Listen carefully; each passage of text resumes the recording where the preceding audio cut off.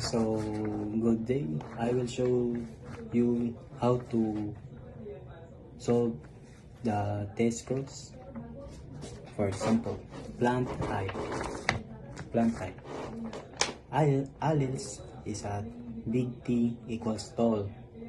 So, it's a dominant alleles.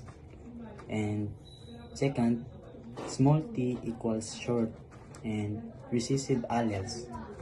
So here the cross how to solve this, and mauna siya letter big T and question mark X small t T.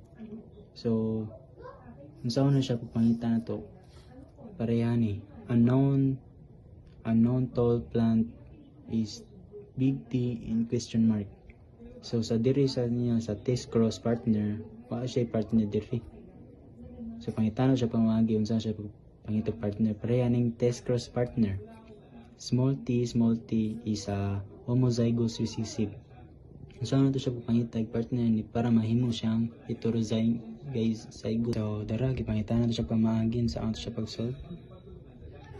So mao ni siya. Let's put the t and x equals to t small t.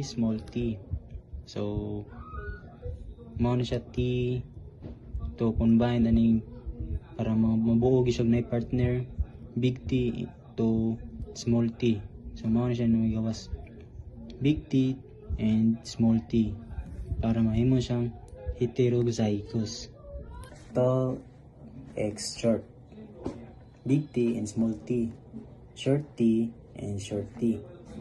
So mo siya mag-draw mo box niya.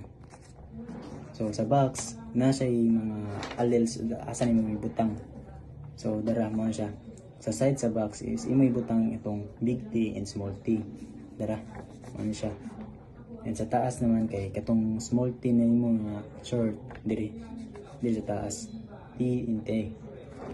And sa first the box asa imo ibutang kay diri. Imo na siya ibutang kaning t big T and small t. Ari siya ibutang sa taas. Same rin sila ba? Same. And sa ubos naman kay imibot na katong short t katong kaning mga small t and small t. So bali 50% sila duha. 50-50. So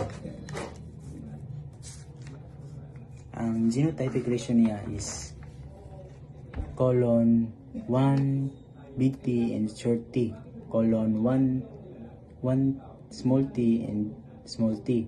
So sa phenotypic ratio niya is 1 tall colon 1 short. So mao ni siya kita. So here the example. Thank you.